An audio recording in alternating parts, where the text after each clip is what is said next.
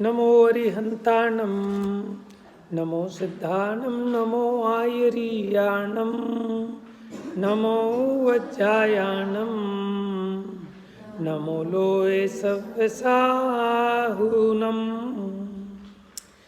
नमः श्रीवर्धमानाय निर्धूतकलिलात्मने सालोकानां त्रिलोकानां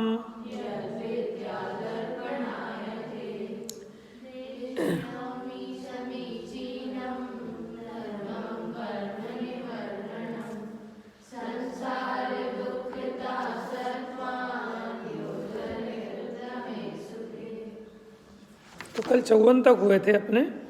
अहिंसाणु व्रत के 5 अतिचार बताए थे हमने। आइए श्लोक नंबर 55।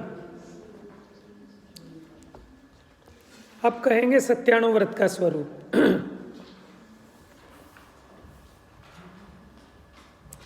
स्थूलमलीकम स्थूलमलीकम, हाँ 55।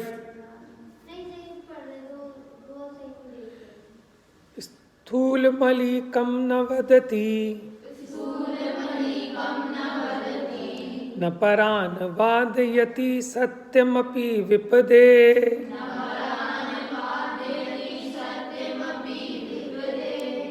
यत्तद्वदन्ति सन्तः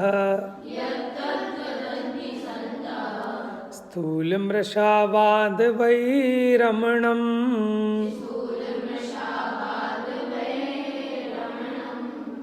एक बार और पढ़ेंगे, पहले इसका अर्थ समझ लेते फिर लास्ट में पढ़ेंगे। स्थूल मृषावाद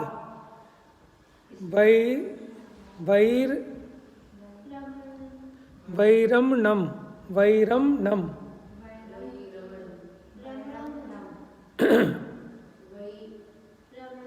ऐसा पढ़ लो, पहले इसका अर्थ समझो। स्थूलम अलीकम न वदति, वदति मैंने होता है कहना, न माने स्थूल, अलीक, अलीक होता है असत्य वचन, न वदति यानी स्थूल असत्य वचन नहीं कहना चाहिए। देखो स्थूल 5 पापों का त्याग कराएंगे अणुव्रतों में, ठीक है।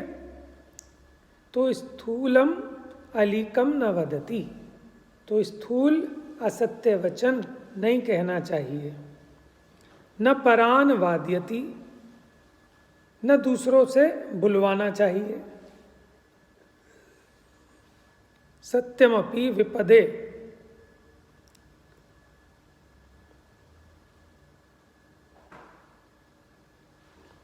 सत्यमपि विपदे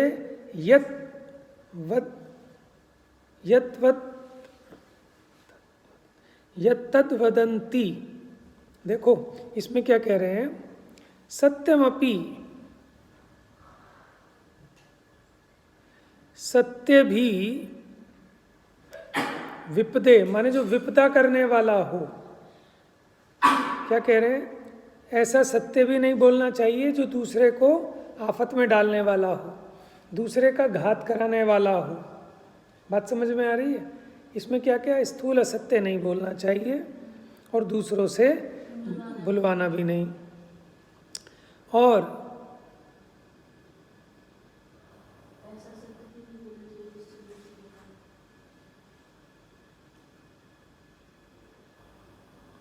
सत्यमपि विपदे, ऐसा सत्य जो कि विपत्ति का कारण हो, विपदा का कारण हो, वो भी, उसमें भी दोनों लगा लेना। न बोलता है न बुलवाता है।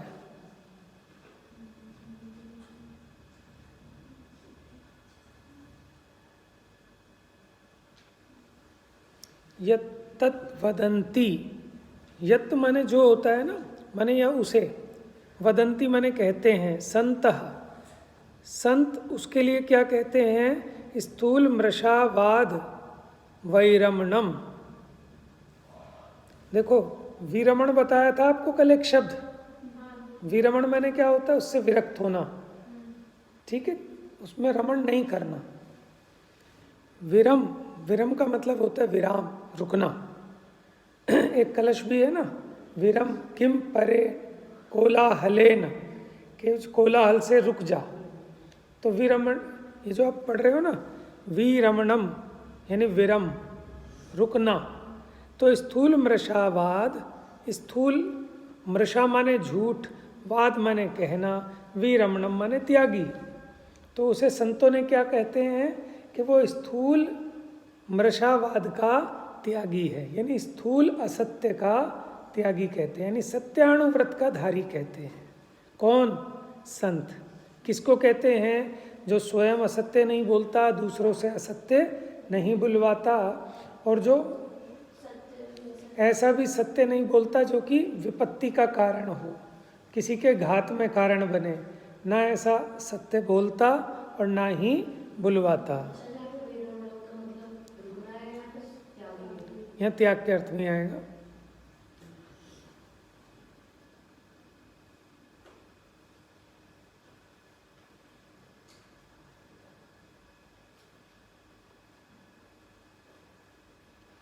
माने जिसके कारण अपने को, दूसरे को राजा अधिक से दंड अधिक मिले।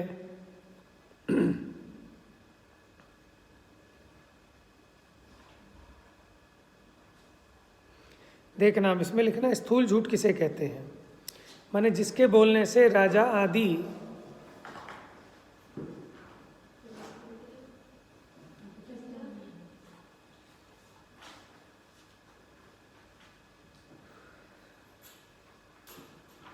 समझ गए कौन से झूठ का त्यागी है? कि जो झूठ बोलने पर राजा दंड देवे, बदबंधन में पड़ना पड़े, ऐसा झूठ नहीं बोलता। बाकी वैसा झूठ तो उसको चलता है, यथासाध्य बचने का प्रयत्न तो करता है।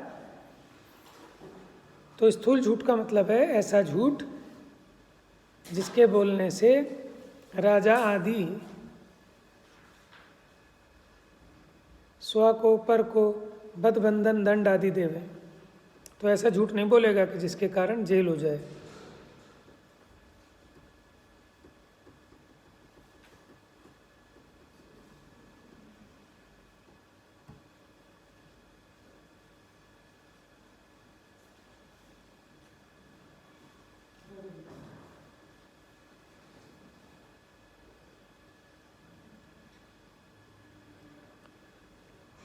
और अनृत का मतलब होता है झूठा।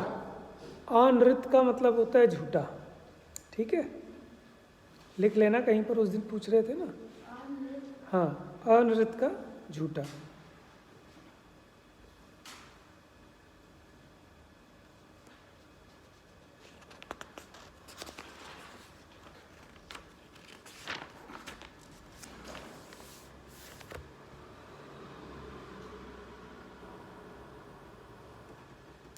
तत्वार सूत्र में आपको पढ़ा होगा ना, प्रमत्त योगात पर क्या प्राण व्यपरोपणम हिंसा। इनमें एक बात तो मुख्य है कि जहाँ कषाय का योग हो, ठीक है, वहाँ तो नियम से हिंसा, झूठ, चोरी, कुशील, परिग्रह होते ही होते हैं, क्योंकि आत्मा में रागादि भावों की उत्पत्ति होना ही हिंसा है। और 5 पापों में ना एक मुख्य हिंसा ही है। ठीक है, क्यों? क्योंकि झूठ बोलने पे भी दूसरे के परिणामों का घात होता है, अपने परिणामों का होता है, राग द्वेष की उत्पत्ति होती है। जिसके यहाँ चोरी करोगे उसके प्राणों का पीड़न होता है। समझ में? तो इन सब में हिंसा ही होती है। तो हिंसा से बचाने के लिए ही बाकी के व्रत कहे हैं, सत्यानुव्रत है ना, अचौर्य, ब्रह्मचर्य, ये सब हिंसा से बचाने के लिए है। और दूसरी विवक्षा ये है, परिग्रह में 5 गर्भित हो जाते हैं। क्यों? परिग्रह के अंतरंग भेदों में पहला परिग्रह मिथ्यात्व, फिर 4 कषाएं, और आत्मा में रागादि की उत्पत्ति होना हिंसा है ना। तो आत्मा में मिथ्यात्व, क्रोधादि का होना वो हिंसा भी हो गया, यानी परिग्रह हिंसा भी है। तो आपने बाल बुद्ध वगैरह में भी पढ़ा होगा, या वीतराग विज्ञान में होगा ये चैप्टर पढ़ा है बेटा। परिग्रह हिंसा ही है। कैसे?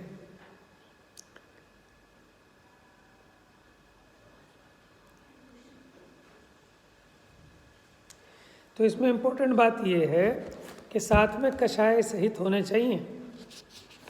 ठीक है, और कषाय खाली क्रोध रूप ही नहीं होती, हास्य भी एक कषाय है। हंसी मजाक में भी बोलते हैं ना, वो भी असत्य की कोटि में आता है, लेकिन अभी स्थूल झूठ का त्यागी है। ऐसा नहीं कि जिससे दंड हो जाए, किसी की सजा मिल जाए, तो इतना तो हम लोग कर ही सकते हैं, इसमें क्या आपत्ति है कि ऐसा झूठ नहीं बोलेंगे जिससे किसी का बुरा हो जाए, अथवा ऐसा जैसे झूठी गवाही देना कोर्ट में, इसमें जेल हो जाएगी अगर आप ऐसा काम करोगे तो। ठीक है, नकली कागज़ बनाना, ये सब।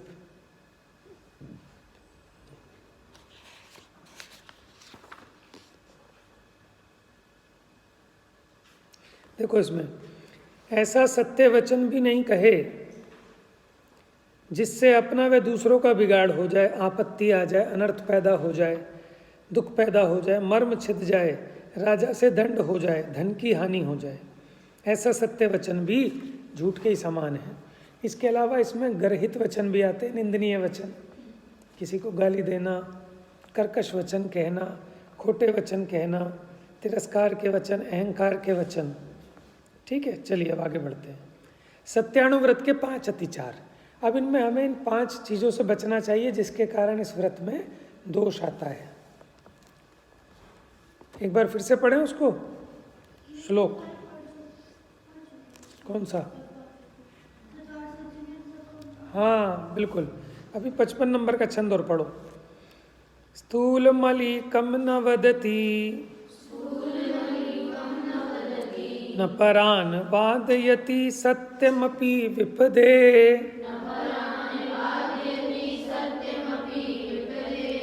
यत्तत् वदन्ति सन्तः स्थूलमृषावाद वैरमणम्।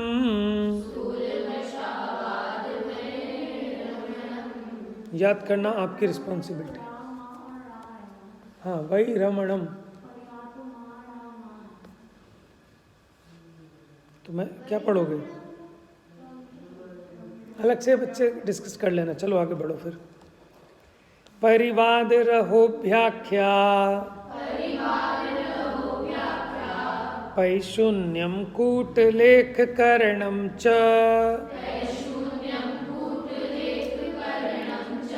न्यासापहारितापि च व्यतिक्रमः पंचसत्यस्य।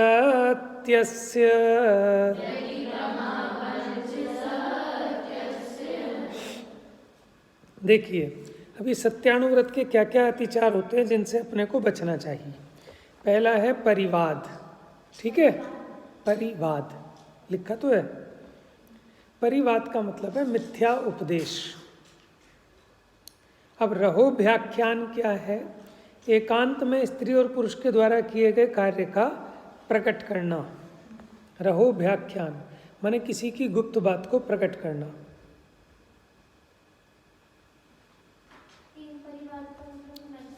मिथ्या उपदेश, झूठा उपदेश करना। लिख लो भाई सब, लिख लो। परिवाद सामने लिख लो, मिथ्या उपदेश। रहोभ्याख्यान किसी की गुप्त बात को प्रकट करना।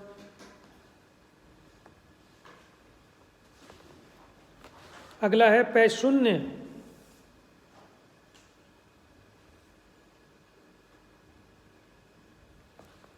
पैशून्य में क्या होता है?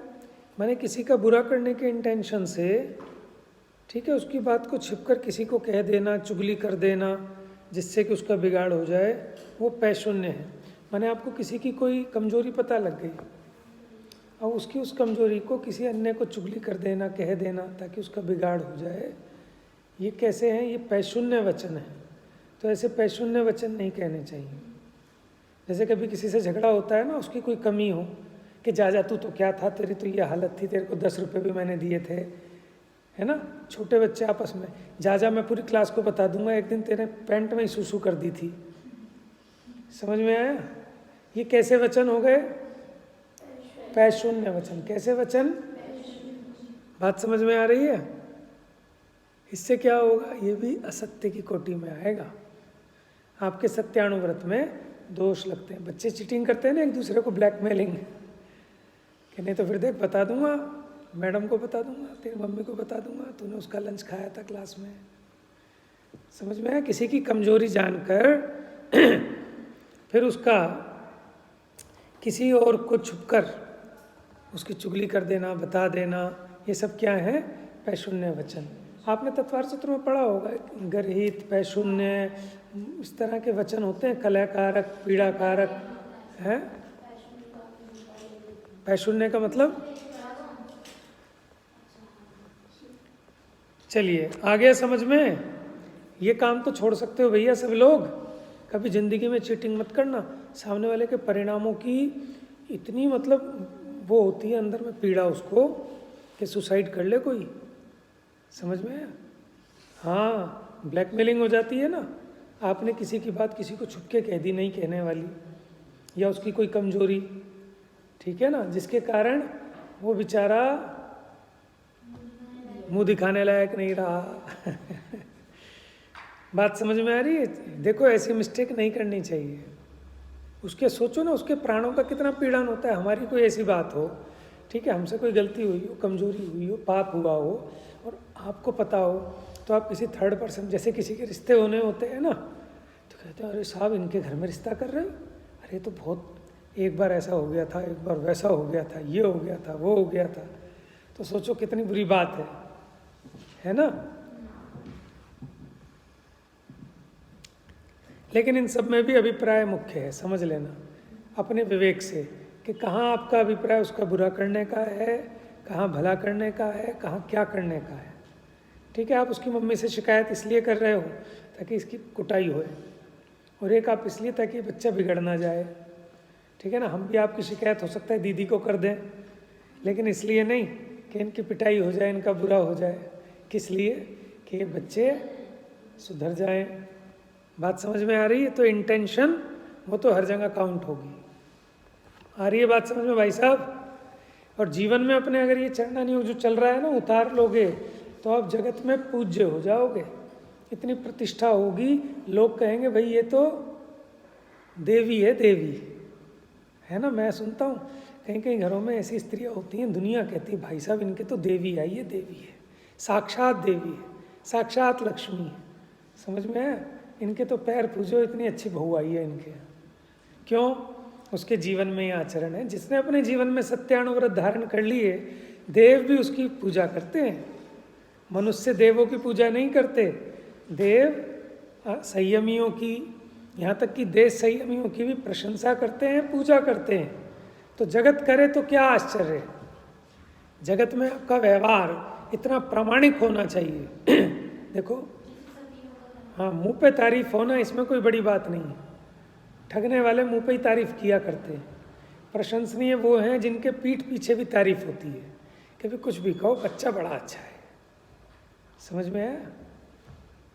ऐसा कब होगा कि जो अपना चढ़ना नहीं हो गया, आप इसके अनुसार अपना जीवन यापन करेंगे, सुखी भी रहेंगे। ठीक है, आपके आसपास देखो कोई सुगंधित फूल होता है ना, तो उसके आसपास भी सुगंध रहती है, और किसी को उसको चीख चीख के बताना नहीं पड़ता, अरे भैया इधर देखो मैं गुलाब का फूल हूँ, मेरे में बहुत सुगंध है, ऐसे बताना पड़ता है। तो ऐसे आपको बताने की ज़रूरत नहीं है कि मैं बहुत अच्छा हूँ, मैं बहुत इंटेलिजेंट हूँ। जहाँ फूल में खुशबू होती है, उसकी खुशबू अपने आप बहुत दूर तक फैलती है, उसको फैलाने का अभिप्राय नहीं है। सूरज प्रकाशित होता है तो उसको अभिप्राय नहीं है जगत मुझको जाने, लेकिन उसमें अपना प्रकाश है तो सारा जगत जाग जाता है। तो ऐसे ही आप में गुण होंगे तो आपको किसी को बताने की ज़रूरत नहीं है। ठीक है, अपने आप फैलते हैं। चलिए, हाँ, और कूट लेख क्रिया क्या है? कूट माने कुटिल हो गया एक तरह से, लेख क्रिया।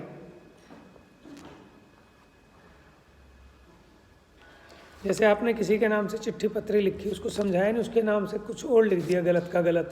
पुराने साहूकार होते थे ना, तो कुछ का कुछ ले अंगूठा लगा यहाँ पर, चल ले मैंने तुझे 10 रुपये कर्जा दिया है, कुछ का कुछ लिखवा लिया, 10 की जगह उसकी पूरी ज़मीन लिखवा ली। समझ में आया? ये सब क्या है? कूट लेख क्रिया। देखिए पुरानी फिल्मों में साहूकार, वो बेचारा गरीब किसान पैसे लेने आया कि मेरे को मेरे बच्चे को पढ़ाना है, मुझे 10 रुपये की ज़रूरत है, उसे भेजना है स्कूल। तो उसने क्या कहा, अच्छा ले, इतना ब्याज होगा उतना ही होगा, साइन कर दे। तो उसे उस पर क्या लिखा कि तेरी ज़मीन मैंने यहाँ पर गिरवी रख ली, वो उसको नहीं बताया। ठीक है, बिना बताए कुछ का कुछ लिखवा लेना, उल्टे पुल्टे खाते बनवा लेना, उस पर साइन करा लेना, ये सब क्या है, कूट लेख क्रिया। समझ में? जैसे एफिडेविट वगैरह साइन कराते हैं, उसको बताया नहीं कि कहाँ पे साइन करा रहा हूँ, क्या चीज़ है, थोड़ा बहुत चेंज करके। अच्छा, न्यासा पहाड़ क्या होता है? न्यास मैंने होता है रखना। जैसे आपके पास किसी ने अपना कोई धन रखवाया, सामग्री रखवाई, और फिर जब लेने आया तो भूल गया अथवा कुछ कम ले लिया, माने दिए थे आपको 10,000, उसको याद रहे 5,000, और आपने भी कम ही दे दिए, तो ये भी, इसमें भी असत्य का दोष आएगा। तो इसको कहते हैं न्यासा पहाड़। पांचों बातें समझ में आई आपको? माने किसी के पास रखी हुई वस्तु को मांगने वाला भूलकर कम मांगे और आपने कम ही दे दी, तो इसमें भी आपको दोष लगता है। आपका फर्ज है कि नहीं भैया, तुम्हारे 10,000 रुपये थे, 5,000 नहीं थे, ले लो। ये सब क्या है? अतिचार। अभी अनाचार नहीं। ये मिस्टेक अगर हुई तो इसको सुधार ले तो सत्यानुव्रत खंडित नहीं होगा, लेकिन ये दोष लगा और बार बार इसी को रिपीट करता रहे, सुधारे नहीं, तो आपका ये अतिचार नहीं रहेगा, क्या हो जाएगा? अनाचार। अतिचार होता है कमजोरी वश लगने वाला हल्का दोष, और अनाचार क्या होता है? बड़ा दोष, जिससे व्रत भंग हो जाए, वो है अनाचार। अतिचार से व्रत भंग नहीं होता, व्रत में किंचित दोष आता है, ठीक है, लेकिन उसका प्रतिक्रमण नहीं करे, सुधार नहीं करे, तो व्रत भी भंग हो जाता है। मुझे तो लगता है 5 भी नहीं हो पाएंगे। चलिए अब 84 व्रत पे आते हैं। निहितम वा पतितम वा सुविस्मृतम वा परस्वम विसृष्टम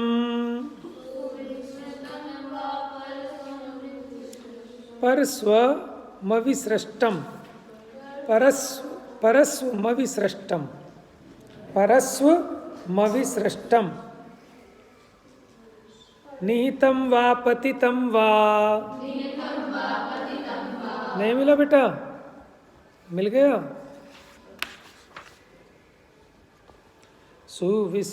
सुविस्मृतम वा परस्वमविसृष्टम परस्वमविसृष्टम परस्वमविसृष्टम न हरति यन्न च दत्ते न हरति यन्न च दत्ते तद्कृश्चौर्यादुपारमणम्।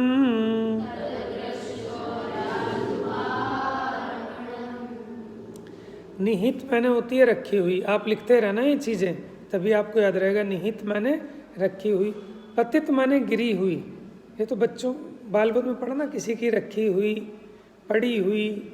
विस्मृत माने भूली हुई। परस्व, परस्व माने दूसरे की, स्व माने होता है संपत्ति, दूसरे की संपत्ति। अविसृष्टम, अविसृष्टम माने नहीं दी हुई, उसने दी नहीं, बिना दिए। अविसृष्टम माने बिना दिए, लिख लो भैया कहीं पर। अविसृष्टम माने बिना दिए। न हरति यन्न च दत्ते, न हरति, न तो उसका हरण करता है, यत न च दत्ते, और उसको उठाकर किसी दूसरे को नहीं दे देता। किसी की रखी हुई, पड़ी हुई, भूली हुई, बिसरी हुई चीज ना तो स्वयं उठा लेता और उठाकर किसी दूसरे को भी नहीं देता।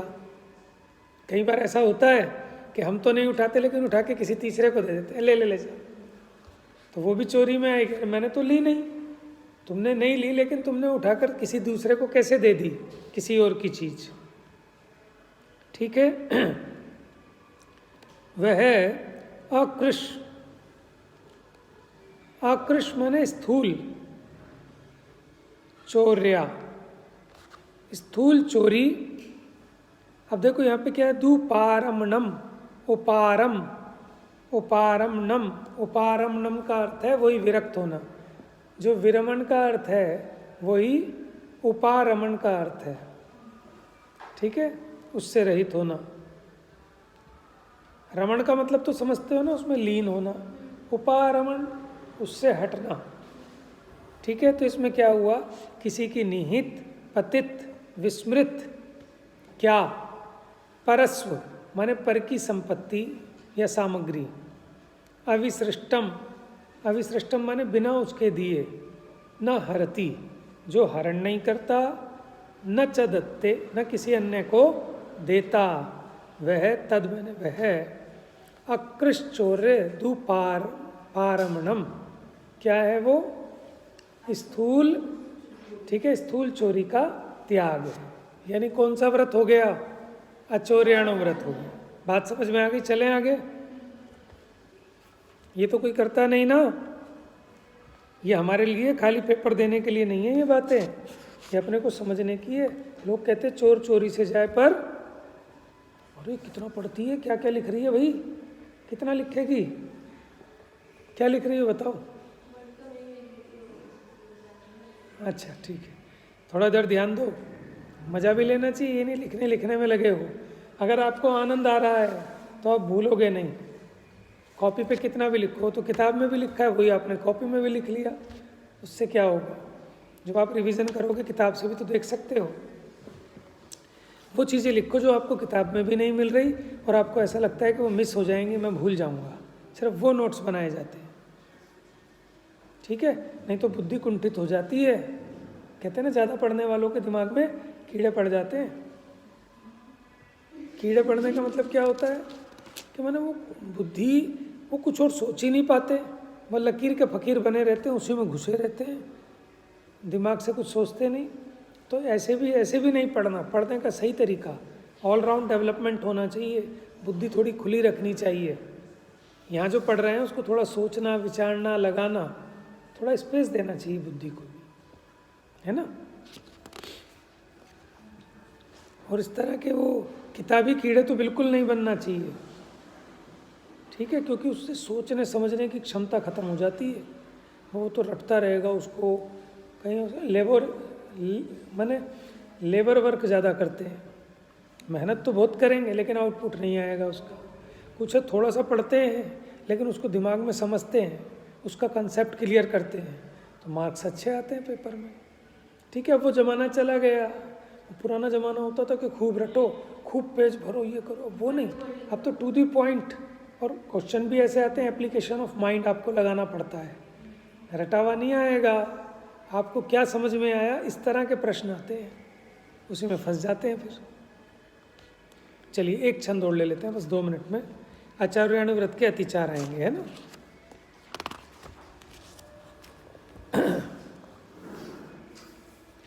चौर प्रयोग चौरार्था,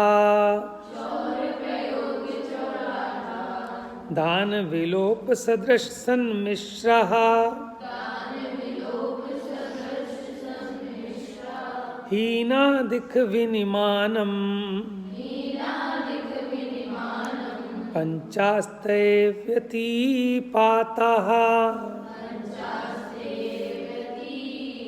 5 अतिचारों के नाम और उनका स्वरूप पता होना चाहिए एक एक लाइन में। देखो अब चौर प्रयोग, चौर प्रयोग क्या होता है,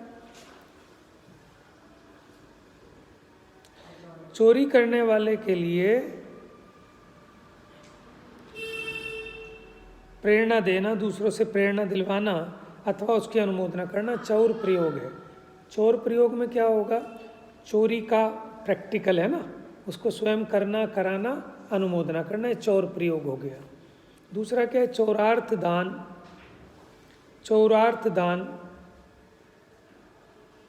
अब आपने तो चोरी नहीं करी, कोई चोरी करके लाया और हमने उसको आदान माने ग्रहण कर लिया। चोरी का सामान वगैरह खरीद लेना, चोरी की वस्तु रख लेना, ये भी दान नहीं है, यहाँ आदान है।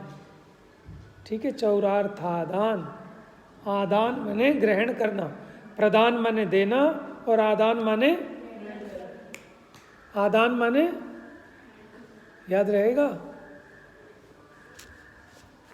चौरार्थ आदान माने हमने तो प्रेरणा नहीं की, हमने अनुमोदना भी नहीं की, लेकिन चोर द्वारा चुरा कर लाई वस्तु को हमने ग्रहण कर लिया, खरीद लिया, यानी चोरी का माल ले लेना, खरीद लेना, ग्रहण कर लेना, ये क्या है? चोरार्थाद। हाँ, विलोप, विलोप का मतलब क्या होता है? उचित न्याय को छोड़कर अन्य प्रकार के पदार्थ का ग्रहण करना विलोप। इसका दूसरा नाम होता है विरुद्ध राज्यातिक्रम। पढ़ा है ना आपने, विरुद्ध राज्यातिक्रम, यानी जो गवर्नमेंट ने जिस पे बैन लगा रखा है उसके बाद भी वो काम करे। समझ में आई? हो गया विरुद्ध राज्यातिक्रम, इसी को कहते हैं विलोप। विलोपना क्या होता है? आज्ञा विलोपना, जो शासन की आज्ञा है उसका विलोप करके कोई काम करना, ये भी चोरी में आएगा, क्योंकि आपको छुप के करना पड़ेगा। जैसे मान लो गुजरात में शराब बंदी है, आप वहाँ शराब लाएं, शराब बेचें, शराब पिएं, तो क्या होगा? ये विलोप, ये चोरी का दोष है। समझ में? जैसे मान लो आपके आश्रम में मोबाइल बैन है और आप चुपके छोटा सा ऐसा मोबाइल लाएं, किसी को पता नहीं चले, तो ये क्या हो गया? विलोप, ये भी चोरी में आएगा। बात समझ में आ रहे हैं? देखो, जैसे स्कूल में आपकी एक पार्टिकुलर यूनिफॉर्म है, आप छुपा के, जैसे जुराब है, आप कोई दूसरे कलर की जुराब पहन के छुपा के, तो विलोप है ना, पकड़े जाओगे तो फिर दंड मिलेगा। चलिए, पोल खोल दी। सदृश सन्मिश्र, सदृश माने समान जैसी, जैसे वो लाल मिर्ची में ईंट का चूरा मिला देना, काली मिर्ची में पपीते के बीज मिला देना, वो घोड़े की लीद में मिलाते हैं, किस चीज़ में मिलाते हैं? कौन है किराने वाला जिसका परचूने का काम हो? मिलाते हो कुछ? पुरानी फिल्मों में दिखाते थे वो लाला जी के वहाँ मिलावट हो रही है, वो उसमें वो घोड़े की लीद मिला रहे हैं, काली मिर्ची में पपीते के बीज मिला रहे हैं। हाँ भाई, याद है, था ऐसा कोई, वो मिलाते थे ऐसी ऐसी चीज़ें, मिलावट। अब आजकल तो इस तरह की नहीं, आजकल तो हाई लेवल की मिलावट होने लगी है, पता भी नहीं चलेगा। चलिए बस हो गया। हीनाधिक, हीनाधिक विनिमान, यानी आदान प्रदान। पहले क्या होता था, कोई कटोरों वटोरों से लेना देना होता था, तो देने के कटोरे तो छोटे और लेने के कटोरे बड़े रख लिए।